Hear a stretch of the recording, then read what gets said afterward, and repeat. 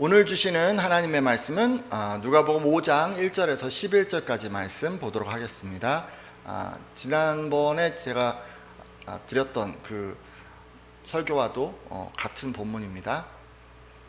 지난 두 주간에 그랬죠. 누가복음 5장을 중심으로 베드로의 일화를 소개했었습니다. 베드로는 그 동생 안드레에 이끌려서 예수님을 따랐지만 1년도 채우지 못하고 예수님을 떠났습니다. 그러니까 지난주에 소개했던 것은 그 후에 있었던 일화였는데요. 베드로는요 밤새도록 고기를 잡았어요. 근데 한 마리도 잡지 못했습니다.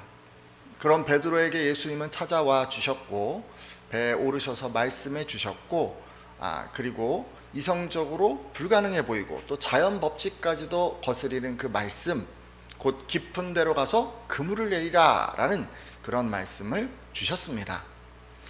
가장 가까이서 말씀을 들어서였을까요? 베드로는요, 선생님, 우리들이 밤이 새도록 수고하였으되 잡은 것이 없지만은 말씀에 의지하여 내가 그물을 내리리이다 라고 대답하고 순종합니다.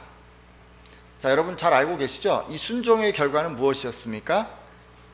말씀에 순종해서 그물을 내렸더니 고기가 너무 많이 잡혀서 그물이 찢어지게 되었습니다. 그래서 베드로는요 다른 배에 있는 그 동료들의 도움을 받아서 함께 그 두 배의 고기를 가득 채웠는데 얼마나 많이 잡혔든지 두 배가 모두 가라앉을 지경이 되었습니다. 그러니까 베드로가 그냥 단 한 번 딱 그물질을 했는데 그 한 번의 그물질로 이 두 배가 모두 만선을 경험한 것입니다. 이런 기적을 경험하고 베드로는 예수님 무릎 아래 엎드렸습니다. 그리고 주여 나를 떠나소서 나는 죄인으로소이다 라고 고백했습니다. 베드로는 기적을 통해서 예수님께서 자신의 삶을 임의로 주관하는 온전한 주인임을 깨닫고 과거 여러 가지 이유로 예수님을 떠나온 것을 회개한 것입니다. 이에 예수님께서는요 무서워하지 말라, 이제후로는 내가 사람을 취하리라 라고 하셨습니다. 제가 지금 사람을 취한다 라고 했는데 공동 번역이나 새 번역 성경에는 낚는다 라고 표현했습니다. 따라서 취할 것이다 라고 하는 이 표현은 방금 그물이 터질 듯이 물고기를 낚은 것처럼 베드로가 예수님의 말씀에 순종할 때 그를 통해서 복음을 받아들인 성도들이 폭발적으로 늘어날 것을 말씀하신 것입니다. 정말 멋지죠? 자, 그렇다면 지금 예수님께서는 사람을 취하리라는 이 말씀을 통해서 베드로를 향한 예수님의 목적을 밝히신 것임을 알 수 있습니다. 맞아요. 지금 예수님은요 베드로에게 선교라고 하는 인생의 목적을 주셨습니다. 이후에 베드로는 자신에게 주신 이 선교의 목적을 이루기 위해서 모든 것을 버려두고 따르기까지 하면서 최선을 다하게 되는데요. 자, 여러분 이 말씀을 들으면서 여러분은 하나님께서 나의 주인임을 온전히 깨닫게 될 때 진정한 회개가 따르게 되고, 회개 후에는 자신의 삶의 목적을 발견하고 전적으로 헌신하는 것이 바로 참된 신앙이라는 것을 알게 되셨을 것입니다. 자, 근데요 여러분 이것에서 좀 궁금한 것이 하나 있습니다. 그러면 내 삶의 목적을 어떻게 발견해야 하는가라는 문제입니다. 베드로는 예수님께서 살아계셨기 때문에 그분을 통해서 선교라는 목적을 찾게 되었는데, 지금은 예수님께서 안 계시잖아요. 예수님께서 하늘에 올라가신 바로 이런 상황에서 나는 또 우리들은 어떻게 목적을 찾아야 하는가라는 생각을 하셨을 수 있습니다. 지난주 설교 들으시고 다들 이런 생각을 해보셨죠? 그래서 오늘 이 시간에는 이 문제에 대한 답을 찾아보려고 합니다. 삶의 목적은 주어지는가, 선택하는가 라는 제목에서 밝힌 바와 같이 이 두 가지로 생각해 보려고 합니다. 여러분 일단요 우리의 삶의 목적은 예수님으로부터 주어지기도 합니다. 베드로가 예수님께 받았던 것처럼 우리를 향한 목적을 직접 듣는 경우도 있다는 것입니다. 그런데 그러려면 자신이 가진 선택권을 온전히 포기해야만 합니다. 제 경험을 소개하면서 말씀을 시작하려고 하는데요. 제가 한 번은 어머님을 모시고 스테이크 집에 간 적이 있습니다. 어머님이 스테이크를 좋아하시기 때문에 집에서 가끔 제가 고기를 조리하게 되는데, 제가 굽는 실력이 없어서인지 좋은 고기를 사서 구워도 맛이 잘 나지 않는 것입니다. 그래서 하루는 돈을 좀 쓰더라도 맛있는 스테이크를 대접하고 싶어서 모시고 갔습니다. 자, 근데요, 이 스테이크가 가격이 좀 있어서 그런지 어머니께서 제가 사드리려는 그 메뉴를 안 드시고 자꾸 다른 것을 드시겠다고 하는 것입니다. 제게 경제적 부담을 안기고 싶지 않으셨던 것이겠죠. 제가 어떻게 했을까요? 어머니가 선택하게 했을까요? 아니요, 그렇지 않았습니다. 어머니, 이게 맛있는 거예요. 오늘은 제가 선택한 이 메뉴를 드셔보세요 라고 말하고는 무엇을 드실지 제가 직접 골라드렸습니다. 한마디로 어머니께 메뉴 선택권을 드리지 않은 것입니다. 그 결과 어머니는 어떻게 되었을까요? 당신이 선택하려고 했던 것보다 더 맛있는 스테이크를 드실 수 있었습니다. 왜냐하면 제가 제일 맛있는 것으로 선택해 드렸기 때문입니다. 그래서였을까요? 저 역시도 이렇게 맛있게 드시는 그 어머니를 바라보면서 엄청 기분이 좋았던 기억이 있습니다. 자, 이런 식으로 제가 어머니에게 그랬던 것처럼 어떤 사람이 말이죠, 여러분을 진정으로 사랑하고 또 행복하기를 바란다면 때로 여러분은 그의 의견에 따라 자신이 가진 선택권을 포기해도 행복할 수 있습니다. 그래서 그 결과 여러분만 행복한 것이 아니라 상대까지 행복하게 만들 수 있습니다. 여러분, 이 말씀에 동의하십니까? 자, 그런데요, 바로 이런 일이 베드로에게 일어난 것입니다. 예수님께서 그의 삶의 목적을 꼭 집어서 골라주셨습니다. 자, 무엇이었습니까? 네, 선교였죠. 이렇게 골라주실 때 베드로는 어떻게 했는지 한번 잠깐 그 부분 말씀도 보려고 합니다. 누가복음 5장 10절 하반절에서 11절까지인데요. 함께 읽겠습니다. 예수께서 시몬에게 이르시되, 같이 읽겠습니다. 시작. 예수께서 시몬에게 이르시되 무서워하지 말라. 이제 후로는 내가 사람을 취하리라 하시니 그들이 배들을 육지에 대고 모든 것을 버려두고 예수를 따르니라. 아멘. 자, 여러분, 예수님께서 선교라고 하는 그 삶의 목적을 골라주시니까 이 베드로 어떻게 했습니까? 자신의 선택권을 포기하고 예수님이 골라주신 이 목적을 받아들였습니다. 그리고 그 목적을 이루기 위해서 최선을 다해 예수님을 따랐습니다. 저는 사랑하는 예수님께서 골라주신 인생의 목적, 곧 이 선교를 위해서 자신의 삶을 헌신한 베드로가 가치 있고 행복한 삶을 살았으리라고 확신합니다. 자, 그런데 여러분, 지금도 베드로처럼 이런 방식으로 목적을 주시는 경우가 있습니다. 예수님께서 직접 꿈속에 나타나셔서 말씀해 주시거나 비몽사몽간의 환상이나 음성으로 말씀해 주시는 경우입니다. 지금도 예수님은 이런 식으로 목적을 가르쳐 주실 때가 있습니다.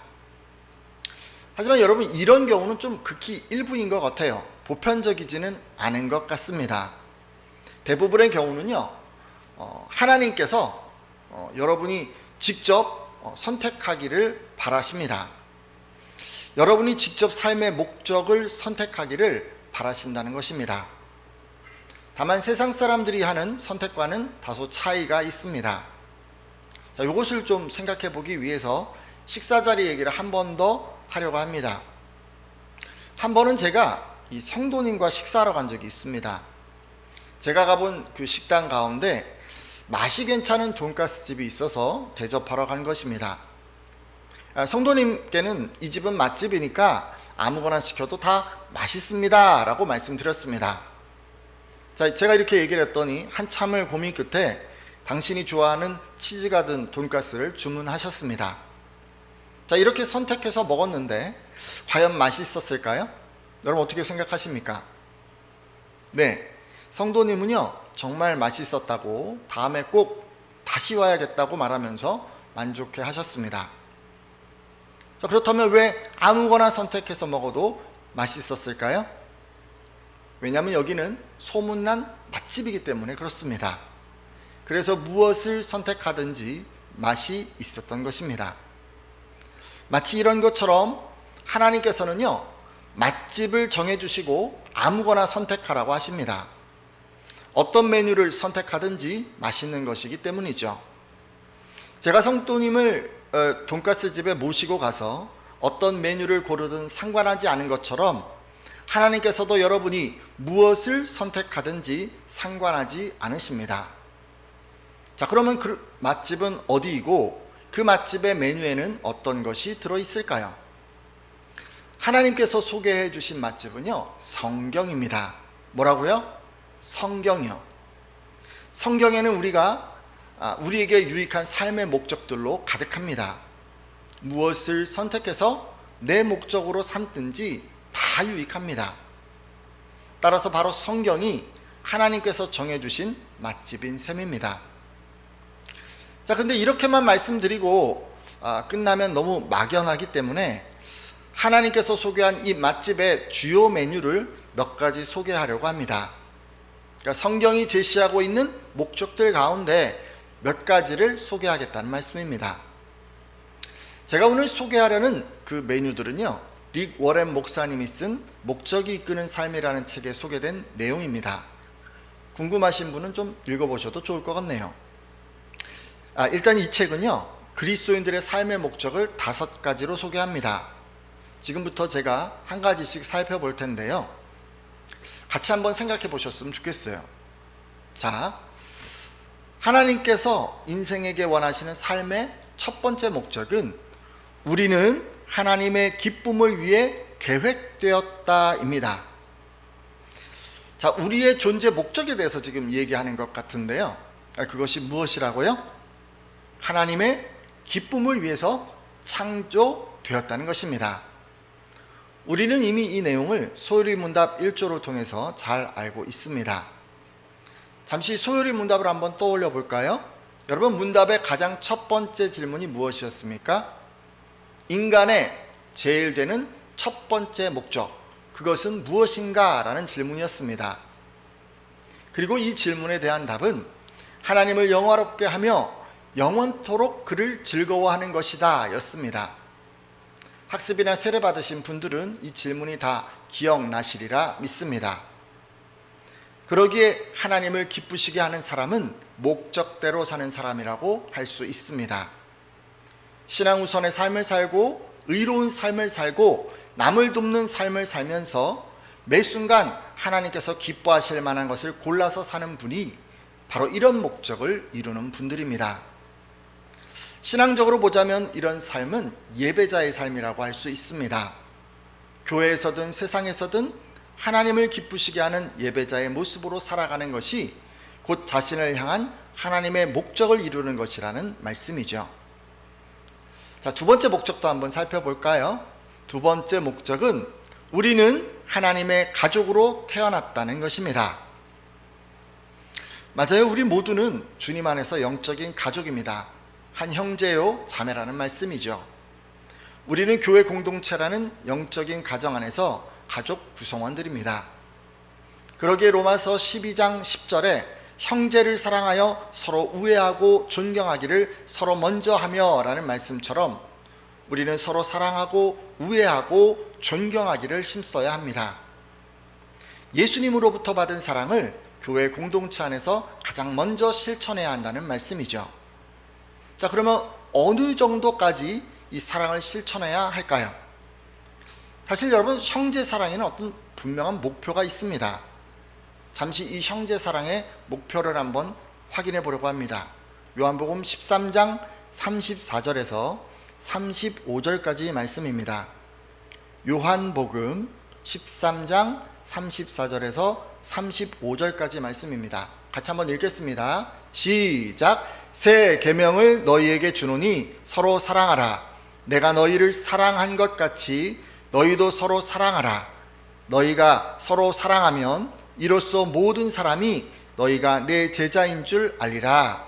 아멘. 자, 지금 말씀을 읽어보셨는데 여러분, 어디까지 사랑해야 합니까? 모든 사람이, 그러니까 세상에 믿지 않는 사람들이 여러분의 그 사랑하는 모습을 보고 이 사람은 참으로 예수님의 제자로구나 라고 말할 정도로 그 정도로 사랑해야 하는 것입니다. 이런 식으로 교회 공동체 안에서 사랑을 실천하는 것이 하나님의 목적입니다. 신앙적으로 보자면 이런 삶은 교제에 힘쓰는 것이라고 할 수 있습니다. 우리 모두가 영적인 가족이기 때문에 서로 관심을 갖고 돌아보고 위로해주고 물심양면으로 섬기는 것입니다. 자, 이렇게 섬기는 것이 뭐라고요? 바로 목적을 이루는 것입니다. 자, 그리고 이어서 세 번째 목적도 살펴보려고 합니다. 세 번째 목적은 우리는 그리스도를 닮도록 창조되었다는 것입니다.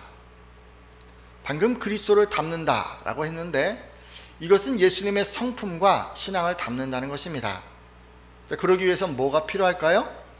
네, 가장 먼저 예수님에 대해서 알아야 하겠죠? 맞아요. 예수님에 대해서 우리가 모른다면 우리는 절대 그분을 닮아갈 수 없을 것입니다. 따라서 예수님을 닮아가려면 말씀을 공부하는 것이 중요하다는 것을 알 수 있습니다. 혼자서 하는 큐티, 또 말씀 묵상 이런 거 다 좋지만 체계적으로 성경의 내용을 이해하는 것이 필요합니다. 예수님을 닮아가기 위해서 성경의 내용을 파악하고자 읽어내고 또 무엇을 말하는지 알기 위해서 교리를 공부하고 또 제대로 알기 위해서 배경을 공부하는 것입니다. 그리고 이렇게 아는 걸로 끝나면 안 되겠죠. 하나를 알아도 그것을 삶에서 실천하고자 노력해서 마침내 우리의 성품과 신앙으로 열매를 맺어야 합니다. 시련을 만나도 말씀을 믿고 이겨내고 고난 가운데도 소망을 품고 기뻐하면서 인생의 여정 가운데 오직 그리스도처럼 사는 것입니다. 바로 이렇게 하는 분들이 목적을 이루는 분들이라 할 수 있습니다. 자, 신앙적으로 보면 이런 분들은 양육받는 것에 힘쓰는 분들이라 할 수 있죠. 예수님을 닮아가기 위해서 교회 공동체에서 진행하는 그런 양육에 열심히 참여하는 것입니다. 때로 신앙적인 대화, 성도들 간에 서로 신앙적인 대화를 나누게 되는데 그런 대화에 좀 적극적으로 참여하거나 먼저 이러저러한 신앙적인 경험들이 있는 그런 선배들의 이야기를 듣는 것도 좋을 것 같습니다. 이 모든 것들이 그리스도를 닮아가는데 꼭 필요한 것들이기 때문입니다. 자, 그리고 네 번째 목적도 한번 살펴보죠. 하나님을 섬기기 위해서 지금의 모습으로 지음받았다는 것입니다. 자, 여러분, 하나님을 섬기는 것은요, 특별한 능력을 받아야 한다라고 생각하는 분들이 가끔 계신데 그런 게 아닙니다. 여러분, 지금 그대로의 모습으로, 여러분 그대로 현재의 모습으로 그냥 그렇게 섬겨내는 것입니다. 가진 것이 없으면 부족한 대로, 가진 것이 많으면 많은 대로, 타고난 능력이 없다면 없는 대로, 많으면 많은 대로 그렇게 하나님을 섬기는 것입니다. 중요한 것은 뭘까요? 어떤 양 또는 어떤 보여지는 것 이런 게 아니라 그 안에 담겨진 최선, 그 안에 담겨진 진정한 마음, 성의 이런 것입니다.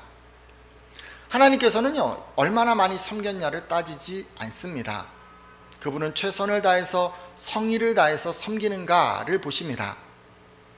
우리는 헌금에 대한 교훈에서 이를 확인할 수 있는데요. 마가복음 12장 41절에서 44절을 보면 예수님께서는 일부러 헌금하는 곳에 이렇게 찾아가셨습니다. 그리고 여러 부자들이 와서 저마다 많은 돈을 넣는 것을 지그시 바라보셨습니다. 근데 이와 대조적으로 한 과부가 왔습니다. 그리고는 그 과부가 아주 적은 돈, 그러니까 랩돈 2푼이라고 표현이 되어 있는데 아주 적은 돈을 그 헌금함에 넣는 것을 보시고는 가난한 이 과부가 헌금함에 돈을 넣은 다른 모든 사람들보다도 더 많이 헌금하였다라고 하셨습니다. 왜냐하면 다른 사람들은 모두 넉넉한 데서 헌금을 하였지만 이 과부는 가난한 중에도 자기 생활비 전부를 바쳤기 때문입니다. 이처럼 예수님을 섬기는 것에는 많고 적은 게 중요한 것이 아닙니다. 최선을 다해서 성의를 다해서 섬기는가가 중요합니다. 신앙적으로 보자면 이런 삶은 봉사에 힘쓰는 것이라 할 수 있습니다. 우리 역시 헌금을 드리거나 시간을 내서 봉사할 때가 있습니다. 자, 그럴 때면요, 여러분 이해득실을 따지고 계산기를 두들기시면 안 됩니다. 그러시면 안 돼요. 오히려 어떻게 해야 되는 겁니까? 내게 주어진 것을 위해서 어떻게 하면 잘 이루어낼까? 최선을 다하고 또 내 마음의 성의를 다해서 그것을 이루어낼 때 그 사람은 목적을 이루는 것이라고 할 수 있습니다. 자, 끝으로 이제 5번째네요. 우리는 사명을 위해서 지음받았다는 것입니다. 여러분, 모든 그리스도인들을 향한 하나님의 뜻은 분명한 것 같습니다. 땅끝까지 이르러서 예수님의 증인이 되는 것입니다. 우리는 이것을 선교라고 합니다. 앞서 베드로가 이 선교의 사명을 자신의 목적으로 삼았습니다. 자, 그리고 한 가지 더 덧붙이자면 구제하는 것을 들 수 있습니다. 자, 히브리서 말씀을 잠시 보려고 하는데요. 히브리서 13장 16절입니다. 히브리서 13장 16절 말씀인데요. 같이 한번 읽겠습니다. 오직 선을 행함과, 시작, 오직 선을 행함과 서로 나누어 주기를 잊지 말라. 하나님은 이 같은 제사를 기뻐하시느니라. 아멘. 자, 말씀 보셨는데 하나님께서는 선을 행하는 것과 나누어 주는 것, 곧 구제하는 것을 기뻐하신다고 합니다. 자, 그리고 한 말씀 더 보겠는데요. 잠언 19장 17절입니다. 구약성경 잠언 19장 17절 말씀인데, 가난한 자를 불쌍히 여기는 것은, 함께 읽겠습니다. 시작. 가난한 자를 불쌍히 여기는 것은 여호와께 구워드리는 것이니 그의 선행을 그에게 갚아주시리라. 아멘. 자, 또 하나님께서 뭐라 그러셨어요?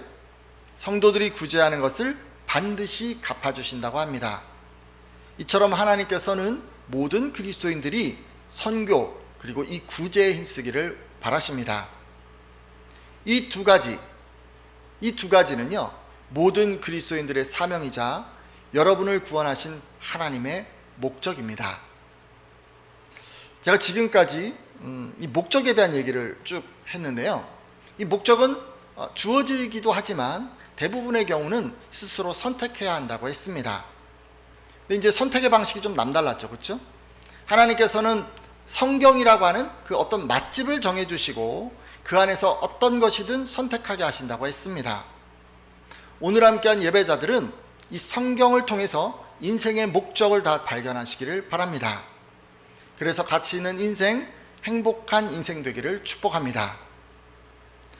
다만 여러분, 이 성경이라는 맛집의 메뉴가 너무도 다양하기 때문에 오늘은 리거렌 목사님의 책을 통해서 5가지 주요 메뉴 살펴보았는데요. 그것은 이제 마지막에 이제 2가지가 됐으니까 6가지죠. 그것은 뭐였습니까? 예배와 양육과 교제, 봉사, 선교, 구제였죠. 그렇죠? 자, 이 6가지 항목을 제가 쭉 설명을 해드렸습니다. 이것들이 바로 여러분을 향한 하나님의 변하지 않는 목적인 것이죠. 믿으십니까?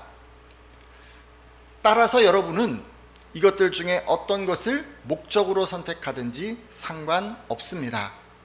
왜냐하면 여러분이 어떤 것을 선택하든지 하나님께서는 기뻐하실 것이고 또 여러분은 그 선택으로 말미암아 행복을 누리게 될 것이기 때문입니다. 따라서 오늘 함께한 분들은 예배와 양육과 교제와 봉사와 선교와 구제, 이 6가지의 목적에 헌신할 수 있기를 바랍니다. 대부분의 경우 이거 한꺼번에 선택할 수는 없고, 그죠? 삶의 목적이니까 어떤 것 하나를 딱 여러분 선택하시면 좋을 것 같습니다. 하지만 여러분, 여러 개 되시면요, 하나로 만족하지 말고 둘에 만족하지 말고 셋을, 이렇게 2개든 3개든 자신의 목적으로 삼으셔도 됩니다. 목적을 많이 이뤄낼수록 여러분은 더 행복해질 테니까요. 이제 기도하고 마치려고 합니다. 아직까지 자신의 삶의 목적을 찾지 못한 분들은 성경을 통해서 구체적인 목적을 발견하겠다고 결단해 주시고, 다만 이것을 발견하기 전까지는 하나님이 주신 확실한 목적, 곧 예배와 양육과 교제와 봉사와 선교와 구제, 이것들을 내 인생의 목적으로 삼아서 베드로가 했던 것처럼 그렇게 전적으로 한번 헌신하겠다고 이렇게 결단해 주십시오.